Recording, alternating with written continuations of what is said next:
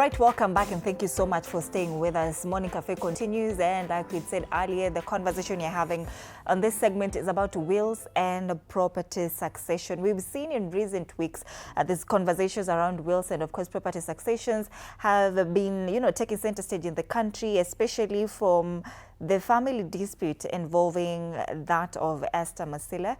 I'm just going to use that as an example, of course, where questions arose after her son challenged aspects of her will. And we've also seen that from a very prominent leader where an alleged manipulation of a will that was also making headlines across the country.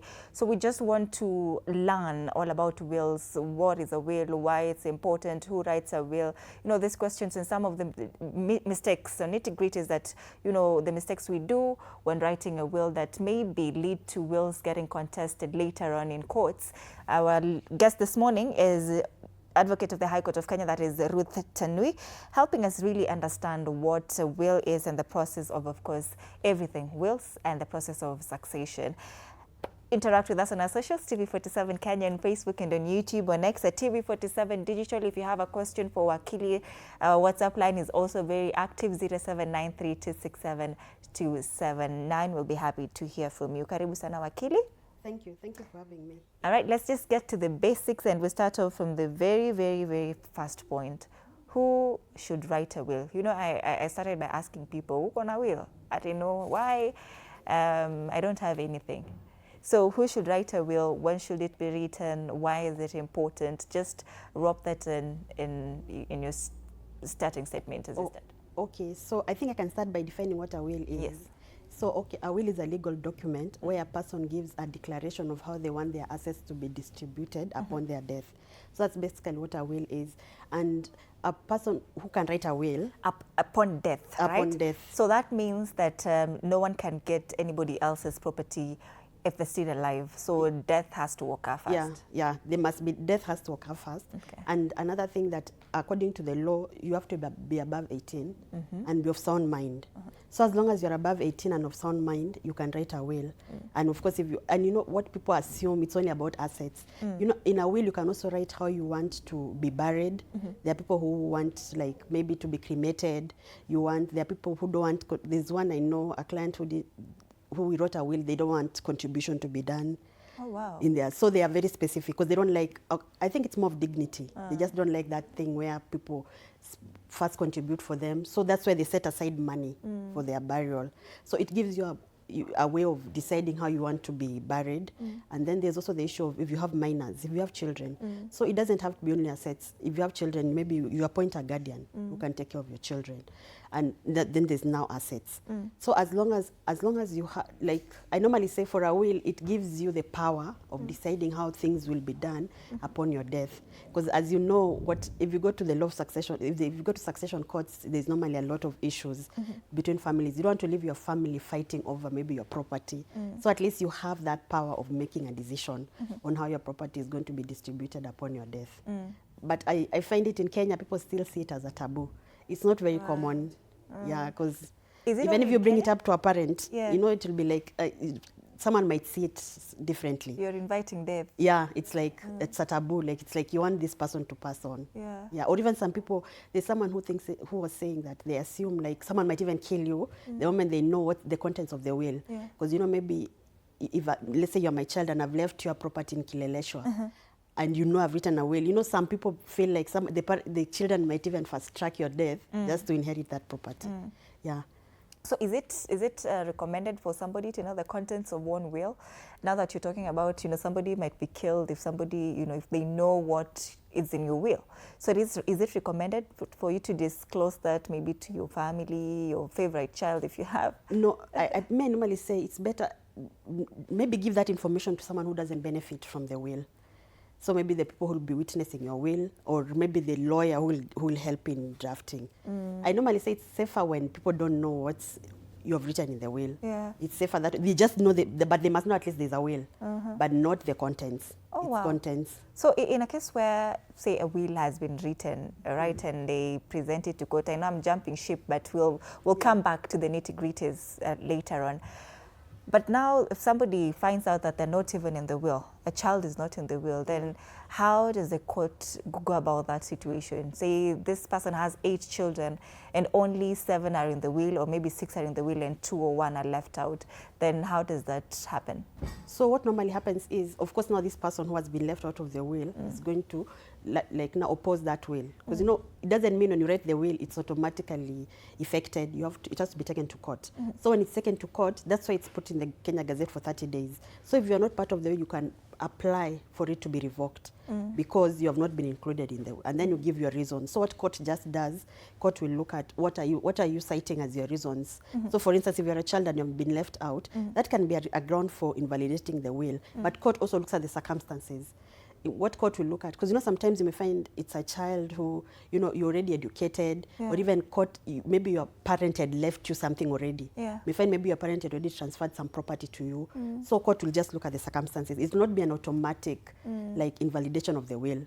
Court will just look at the circumstances. But now, let's say, for instance, you're maybe in Form 2, and you're still, you know, court, of course, will consider that. A minor. Yeah, you're still a minor. Or you're still, even maybe if you're not, but you're still in school, you're still, in a way, still need some support. So court will just look at the circumstances. Because for you, you'll give your grounds. Of course, you'll say, this is my father or this is my mother, and they left me out of the will. And you, of course, you provide a birth certificate to confirm that you're a child. And then court will look at the circumstances of why, like, court looks at just the context of it all. Because if you had already been given something, you know, court, of course, will not invalidate the will on those grounds. So in a case where, say, that even if your deceased parent didn't leave anything for you, but of course they've left you out of the will, but now how will the courts consider you if maybe the parents had his or her own reasons for leaving you out? Maybe amesema unajua mtoto amekuwa mkurutu sana. They say that maybe, you know, they didn't quite consider you because in one way or the other you made life quite hard, ulikuwa kichwa ngumu and all. Then why would courts still want to include you if, you know, the deceased person had not considered you at all as, you know, somebody to be a beneficiary of, you know, their property? Yeah, because, you know, under the Law Succession Act, the court has listed who are the dependents, and children are one of the people who are the dependents of the estate. So court protects you. You know, court has to look at even the Constitution. That's discrimination in one way or another. So that's what I was saying. Court will look at the circumstances. Where were you left out of the will? But most of the time, court will invalidate a will if one of the dependents has been left out. Yeah, or court might redistribute it depending on how the circumstances. That's what I normally say. It's the context, because court will look at the evidence and everything. There's even one there's a case we normally joke about where court, I think, gave someone, and you know what I normally say, the court does not say specifically how much you get, you know, they just said you must be a dependent. So there's one we're joking about where court, I think they gave someone 10 shillings. Yeah, you have gotten something. 10 shillings? Yeah. Shilingi kumi? Yeah. For what? Just, you know, the point is, it has to be reasonable. That's court. Like, it's not very specific on what for you, and court looks. That's what I say. It looks at the circumstances, especially if you had been given something already. Court will look at that you've already gotten something from the estate, so there's no need for, and that's why maybe that's the reason you're left out. And this issue of 10 shillings now takes me back to the question I asked. Now, who writes a will? Because if somebody looks, I ask somebody and they say, you know, me sina kitu yoyote, then what qualifies, you know, to be considered as, say, a will, for lack of a better term? Like, what do I include in my will? If I have, say, cats, dogs, my suit, because I was telling somebody, you know, that even this suit that, for example, the one you're wearing, is a property in itself. Can that really be put in a will, really? Just break that down for us. You know, court looks at only for a will to be valid, it has, so long as it has been written by a person who is above 18, a sound mind person, and of course it has been witnessed by 2 people. That's a valid will. And now, that's why I normally say a will gives you leeway. That's why when it's intestate succession, when someone has not left a will, you're already limited. There are people who can't inherit directly. It's not just for the rich. No, it's not only for the rich. Now that's a misconception. That's a misconception out there. You can even have one plot, maybe even a plot, maybe in, you know, a place where you don't consider to be high end. So long as you have something, or even you have children, maybe you want to appoint a guardian to take care of your children. Even it doesn't matter what kind of wealth you have. It's not only for the rich. Yeah, and people assume, even sometimes when you see fights, the court disputes in court, sometimes even if you look at because you know what happens when you have property that's above 20 million, you'll find your case in the High Court. if it's below 20 million, you'll file it in the lower court. And when you go, you'll find even disputes over, when you look at the value of the property, anyway, that it depends on how people view it. It may not be, someone may not see it as high value. Yeah. You mentioned a very interesting point that, you know, in a will, you can appoint someone to be the guardian to your child if at all you pass away. Yeah. Then what if they appoint me as the guardian of their child without my knowledge and I don't want to be this child's guardian? So now that's why the power of the testator, the one who's writing the will, by the time you're writing the will, you know, we assume you're taking the best interest of your child. So that's why you're allowed to change your will. So, you know, if it's you, let's say you're writing a will for someone to take care of your child, of course you look at the best interest of the child. You look at the person you can trust and trust. That's why you're allowed to change your will. Yeah, maybe with time, if you start seeing this person know these things, or maybe your relationship, maybe it's a friend or a family member who you have a good relationship and the relationship starts going maybe left, you can decide to change. They trust me. Yes, I'm good. I agree. You know, I'm your best friend. I'm your favorite sister, and I love this child. But you've put me as a guardian against my will. I don't know about it. Then does the court hold me accountable to take care of this child, even if I don't want to take care of the child? But if you want to put someone as a guardian, that person should at least be aware. I don't think you can write a will and put someone as a guardian. You want to put them as a guardian of your child without making them aware. So that at least they can tell you if they are comfortable. Because, you know, there's some people, I normally say it's good to inform someone, because maybe someone may not be comfortable with it. Maybe someone is just naturally in nature, they're just good people, they are okay with, they love kids and everything, but maybe they would not want such a responsibility bestowed on them. And so somebody can contest that if at all, maybe they were not, you know, they had not consented to it. So they can go to court and say that, no, I cannot take this responsibility. Yeah, you can. If you have been put and you're not capable of doing it, you can contest that in court. That's why we normally advise when you're doing a will, make sure you have an alternative for everything. Even the person who will execute your will, you know, you have to appoint an executor. We normally advise put an alternative executor, just in case. So that's why the law does not give rules on who can be, of course, has to be an adult. It does not dictate who you must choose to execute your will. But now it's normally advisable put an alternate, because, you know, sometimes you may find you have put a family member, and God forbid, and you normally hear, especially during holidays, people travel with their families, and maybe an accident happens. Then you and maybe the person you wanted to execute your will were in that accident, and maybe both of you are no longer here. Now you see, now that becomes an issue, because if you didn't put an alternative person for the will, so even for guardian, I think for everything, just make sure you have an alternative, just in case, so that at least you don't leave a void in a circumstance like this one. That's why I can say the best for this.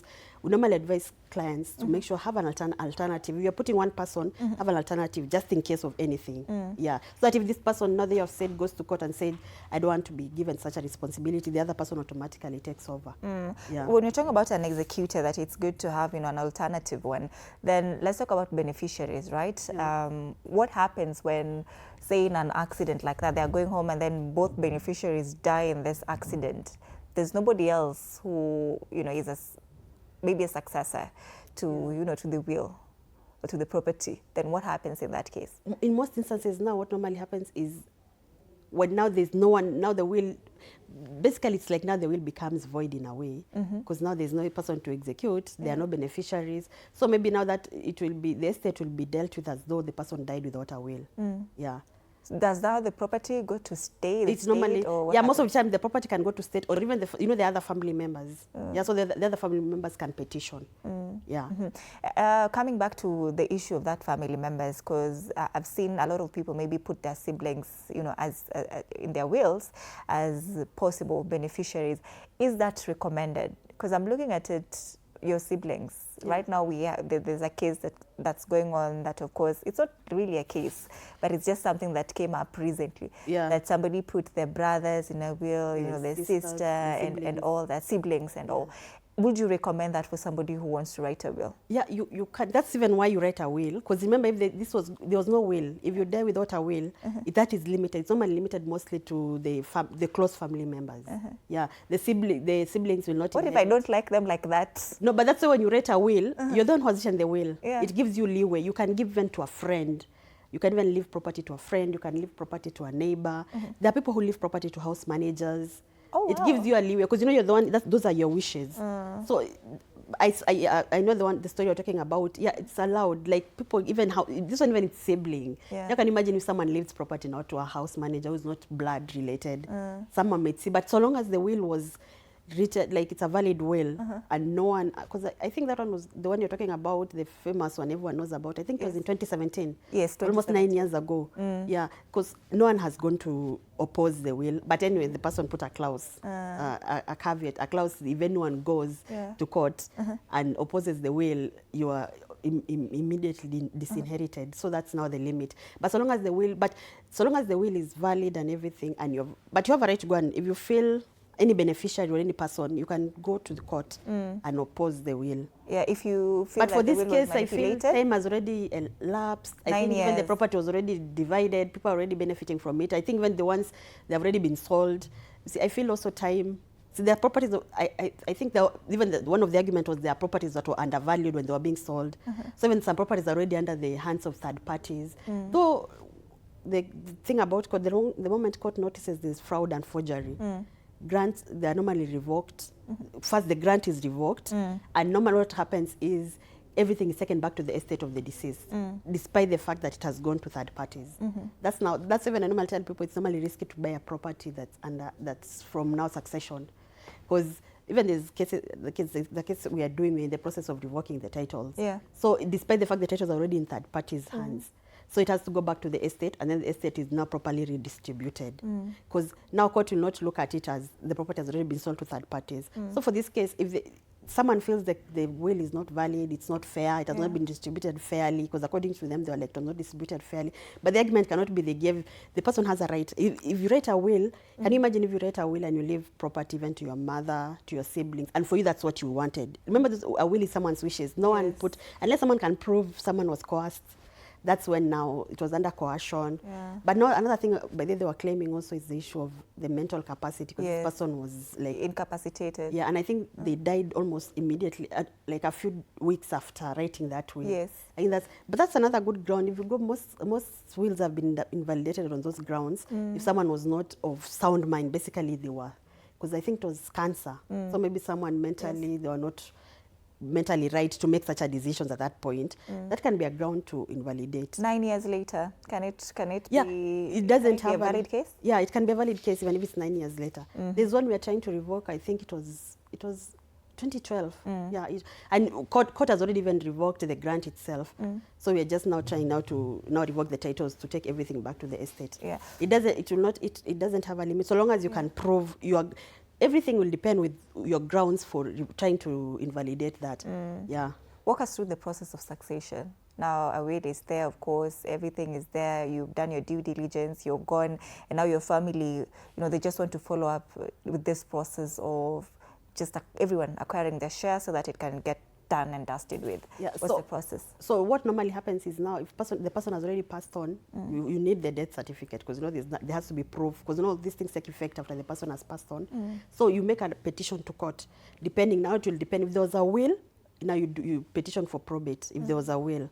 But if there's no will, that you do not the intestate succession, where you appoint administrators. Normally what happens is you can appoint even one administrator, but if there are minors who are part of the beneficiary, it has to be at least 2 administrators who will now manage. And then what happens is you petition to court, and then court, you have to put gazettement. Gazettement is for the public. So that if anyone, that's what I normally say, though sadly, I don't think, for you, have you ever thought of, gazettements are done on Fridays. Have you ever thought of going to the gazettement to peruse to see what has been? I don't think, it's very rare to find someone. So that's why a lot of people go to revoke grants, because by the time you realize it's already too late. Some people realize even like 10 years later that they were not their property, especially the ones I have a client who has been outside the country. They came back, they found their brothers already distributed property without them knowing. But they put it in the Gazette for 30 days. Then if you have any objection, you can object. And if there's no objection, court will grant. If it's not, let's say if it's in case someone died without a will, or if the will is invalidated and now you have to file for the intestate succession, court will grant an letters of administration. That one just helps you to manage. You can't transfer property, because now after 6 months is when now you apply for summons for confirmation of grant, which court now will grant. And nowadays court, because of the dispute and everything, court normally requires everyone to come who is a beneficiary. So nowadays, because it's virtual court, that's why you'll see court asking everyone, are you okay with how the estate has been distributed? Court will make sure everyone is there. All the beneficiaries have attended court, and they're okay with everything. Before, it could have been done without parties being there, but now I've seen courts have taken that step where all beneficiaries will be present. And then now court will grant those, someone's permission of grant is given. That one now enables someone to transfer property. That's why after that, now the administrators can go to lands, and if it's a land property, they can transfer it. If it's shares, you go now to the relevant companies, it's transferred. Yeah, that's basically it, unless someone now objects. If there's an objection, now court has to listen to why the person is objecting. If, for instance, you're saying maybe you're a beneficiary and you're left out, you can now make an objection, and court now will hear why are you objecting, and hear your grounds, see your evidence, why you're objecting. And if it makes sense, court will not grant that, or maybe will have that court. If maybe someone had been left out, so unless that is rectified, for the person to be involved in the division of assets, because normally you have to put a schedule table of how those assets will be divided. And you also have to state with their liabilities, because now that has to be deducted from the estate of the deceased. You know, when we're talking about wills, we only talk about the written wills, but I was reading somewhere there's an oral will. How does that work, an oral will? So, okay, an oral will is also, you can have a written or oral will. So for oral will, just two types. Yeah, written or oral. So, but anyway, for written, it doesn't have a role. I normally tell people even you can write it on paper. So long as it's visible, someone can see, and it's witnessed. The law applies. You have 18 of sound mind and 2 witnesses who are not beneficiaries witness it.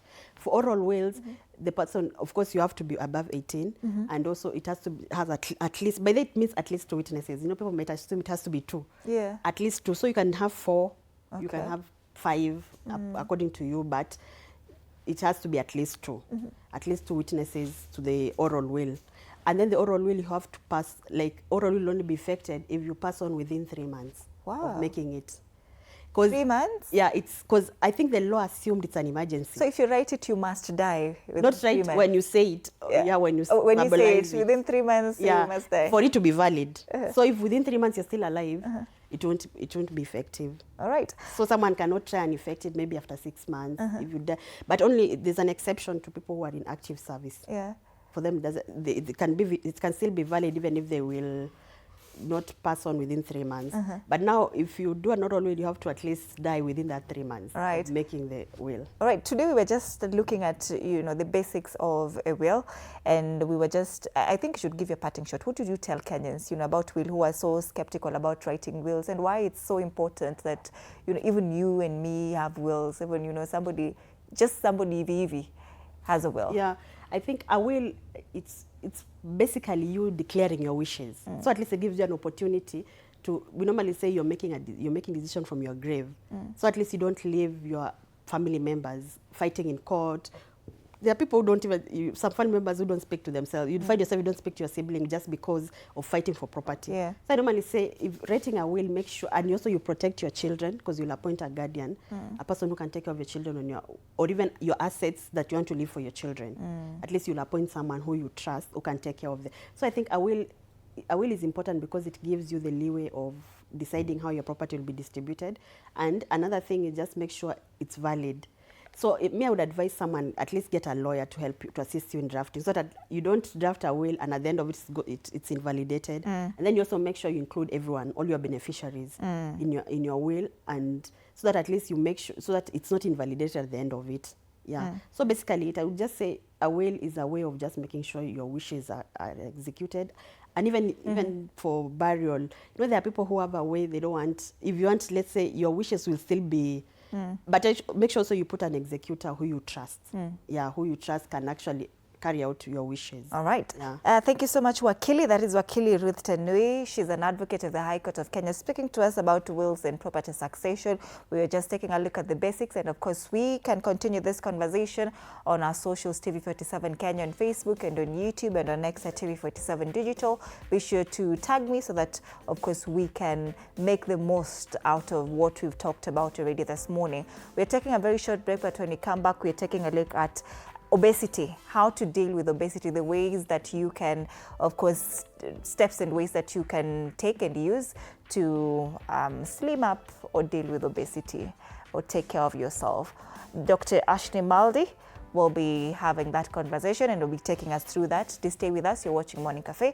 My name is Anodida.